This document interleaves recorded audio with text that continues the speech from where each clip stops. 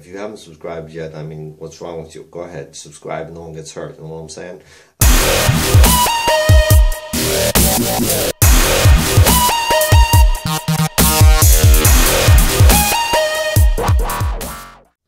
Hi, I'm Scott Fabrizio, developer of Febreze Fragrance for Men, and welcome back to Q&A Wednesday with the Rabid Underdog. Today's question comes to us from Phyllis M. from Jamaica Plain, Massachusetts, and it reads, "My husband is kind of a dirtbag. How can I make him to be less of a dirtbag?" First of all, Phyllis, thank you very much for your question. Contrary to popular belief, I am neither a certified nor a registered expert on dirtbag behavior. However, given my personal experience with dirtbags and dirtbag behavior, I consider myself to be an uncertified and unregistered expert on dirtbag behavior. Therefore, let us begin with this. The first step is to identify the type of dirtbag behavior that your husband is engaging in. For example, is he a novice dirtbag? Is he the type of dirtbag who leaves the toilet seat up in the middle of the night and you find yourself like ass deep in the toilet at 3 o'clock in the morning?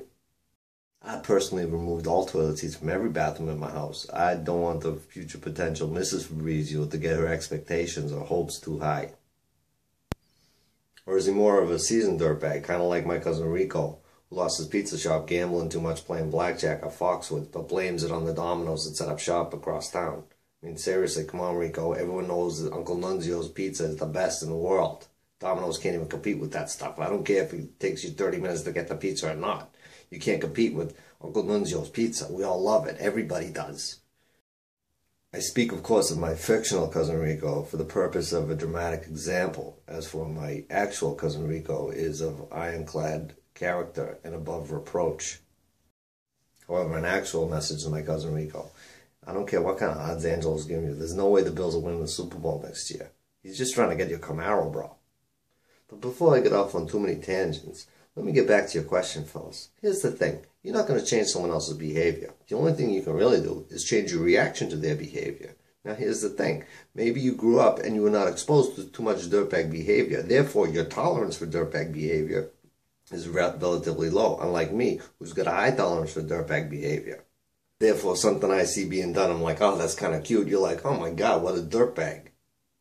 I believe what I'm getting at here, fellas, is there's an old saying that says, if you can't beat 'em, join 'em. Or as they like to say in Rome, when in Rome, be a dirtbag. That's his wife. You probably know his habits and his tendencies better than even he does. Think of it like a game of chess. You got to be 5 dirtbag moves ahead of this dirtbag. For example, say after hours on the computer, his internet history is always blank.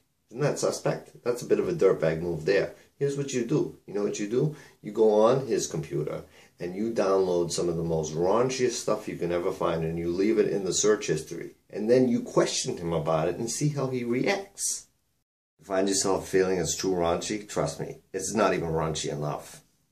There's a good chance he won't even break a sweat. He might even smile a little bit, in which case maybe you found a tendency that, you guys could explore together. Better yet, maybe you get him back. When he does his morning constitutional, you know what you do? After you've been in the bathroom, you leave the seat up for him. See how he likes it.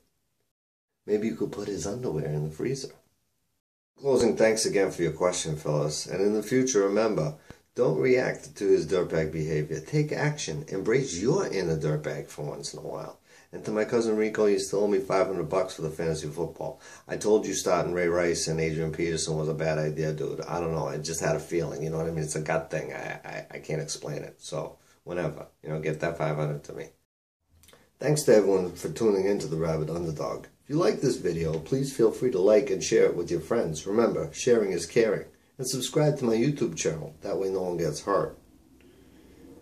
If you want your question answered by the Rabid Underdog, find me on Facebook at Scott Fabrizio's fan page. Submit your question there and they will be answered every Wednesday. Thank you, and don't be a punk.